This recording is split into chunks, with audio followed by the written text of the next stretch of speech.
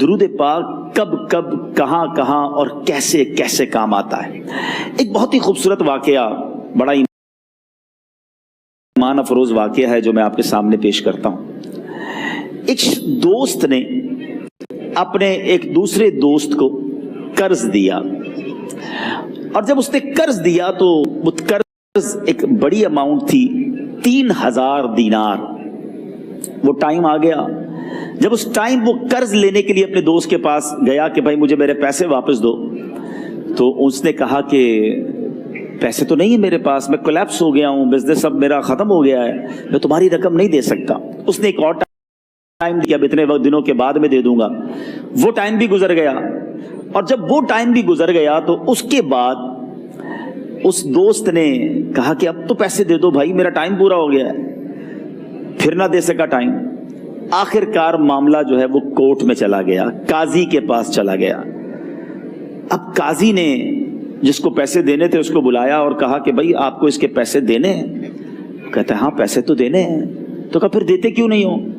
کہا پیسے ہیں ہی نہیں، کاروبار ہی ختم ہو گیا ہے، قرضہ تو لیا تھا، اب میرے پاس بچا ہی کچھ نہیں ہے. تو کہا اچھا اب یہ بتاؤ کہ کب دو گے، کیسے دو گے؟ اس نے کہا بس میرے پاس پیسے ہی نہیں ہیں. تو کہا اب تمہارے پاس 30 دن کا ٹائم ہے، 30 ڈیز میں یا تو اس کے پیسے لوٹا دو یا 30 دن کے بعد تمہیں قید کر دیا جائے گا. یہ شخص اب گھر آیا، پیسے تو تھے نہیں، مگر شاید علماء نے لکھا کتابوں میں، یہ واقعہ کئی بڑی بڑی کتابوں میں لکھا اور درود پاک کے فضائل کی بڑی بڑی کتابوں میں لکھا. اور اس شخص نے سوچا کہ اس نے ایک حدیث پاک پڑھی ہوئی تھی کہ جس میں نبی پاک علیہ الصلوۃ والسلام نے فرمایا ہے، جس کا مضمون ہے کہ جو شخص پریشان ہو، مصیبت زدہ ہو، اسے چاہیے کہ مجھ پر کثرت سے درود پاک پڑھے، کیونکہ درود پڑھنا مصیبتوں اور پریشانیوں کو لے جاتا ہے. اب اس عاشق رسول نے سوچا اور تو کچھ ہے نہیں، اب میں درود پاک پڑھنا شروع کرتا ہوں. صبح سے لے کر شام تک وہ درود پاک پڑھنے لگ گیا. 27 دن گزر گئے، only 3 days left.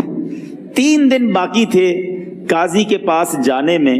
27 دن گزر گئے درود پڑھتے پڑھتے.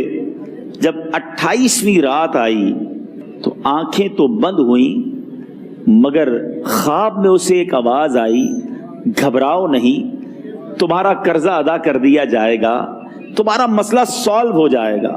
صبح اٹھتا ہے، درود پاک پڑھ رہا ہے، مگر کہتا ہے یہ آواز سے تو مسئلہ حل نہیں ہوگا، پیغام کیا ہے اسے سمجھ نہ آیا. 28واں دن گزر گیا، 29ویں رات آ گئی، مگر اب آنکھیں بند ہوئیں اور قسمت جاگ اٹھی. نبی پاک صاحب لولاک صلی اللہ تعالی علیہ وسلم خواب میں تشریف لائے اور پیارے آقا صلی اللہ تعالی علیہ وسلم نے فرمایا گھبراؤ نہیں، علی بن عیسیٰ وزیر کے پاس جاؤ، وہ تمہارا قرضہ ادا کر دے گا. اب یہ عاشق رسول صبح اٹھا تو ویری فریش، حشاش بشاش کہ اب تو کام ہو گیا، نبی پاک نے خواب میں آ کر بشارت دی ہے. مگر پھر ذہن میں سوال آیا کہ علی بن عیسیٰ کے پاس جاؤں گا تو ثبوت کیا ہے، پروف کیا ہوگا؟ میں جا کر اس کو کہوں گا کہ میرا قرضہ دے دو تو ایسے تو قرضہ نہیں دے دینا. اور میں نے اس کو کہا کہ مجھے نبی پاک نے خواب میں کہا ہے، اور اس نے اگر مجھ سے کوئی نشانی مانگی تو میں نشانی کیا دوں گا؟ آخری دن تھا، 29واں دن تھا، وہ بھی درود پڑھتے پڑھتے گزر گیا. 30th نائٹ آ گئی، صبح وہ دن ہے جب عدالت میں جانا ہے. اب اس رات پھر نبی پاک علیہ الصلوۃ والسلام خواب میں تشریف لائے اور آقا علیہ الصلوۃ والسلام نے فرمایا کہ علی بن عیسیٰ وزیر کے پاس جاؤ، وہ تمہارا قرض ادا کر دے گا. کہ حضور چلا تو جاؤں گا، لیکن اگر وزیر نے مجھ سے کوئی نشانی طلب کی تو میں کیا جواب دوں گا؟ پیارے آقا علیہ الصلوۃ والسلام نے کمال کا ارشاد فرمایا کہ علی بن عیسیٰ سے کہنا کہ تم روزانہ فجر کی نماز کے بعد 5000 بار درود پاک پڑھتے ہو، یہ راز فقط تم جانتے ہو اور تمہارا رب جانتا ہے. اب یہ جب صبح اٹھا تو ایک نشانی بھی مل چکی تھی. عدالت میں جانے سے پہلے وزیر کے دربار میں پہنچ گیا. اسے یہ ڈر تھا کہ آج پیسے نہ لوٹائے تو سزا ہو سکتی ہے. جب وزیر کے دربار میں پہنچا تو وزیر اپنے مشیروں کے ساتھ بیٹھا تھا. کہا مجھے آپ سے بات کرنی ہے. کہا بتاؤ کیا بات کرنی ہے؟ کہا میں ایک پیغام لایا ہوں آپ کے لیے. اچھا کس کا پیغام لائے ہو؟ کہا میں نبی پاک جناب محمد مصطفیٰ صلی اللہ تعالی علیہ وسلم کا پیغام لایا ہوں. وہ عاشق رسول وزیر تھا، کہتا ہے بتاؤ میرے آقا نے کیا پیغام دیا ہے؟ کہا حضور میں 3000 دینار کا مقروض ہوں، آج آخری دن ہے اور میرے آقا نے مجھے بشارت دی ہے کہ آپ سے کہوں کہ آپ میرا قرض ادا کر دیجئے۔ علی بن عیسیٰ کہتا ہے کوئی ثبوت ہے آپ کے پاس؟ ہے کوئی دلیل بھی ہے آپ کے پاس؟ میں کیسے مان لوں کہ آپ کو نبی پاک علیہ الصلوۃ والسلام نے بھیجا ہے؟ عاشق رسول کہتا ہے خالی ہاتھ نہیں آیا، میرے آقا نے مجھے دلیل بھی عطا فرمائی ہے، مجھے ایک ایویڈنس بھی دیا ہے، اور پروف یہ ہے حضور کہ آپ روزانہ صبح فجر کی نماز کے بعد نبی پاک صلی اللہ تعالی علیہ وسلم کی بارگاہ میں درود و سلام کا نذرانہ پیش کرتے ہیں۔ جب تک 5000 کا عدد پورا نہیں ہوتا آپ اس وقت تک کسی اور سے بات نہیں کرتے، اور اے وزیر صاحب یہ راز صرف آپ کو پتا ہے اور آپ کا رب جانتا ہے۔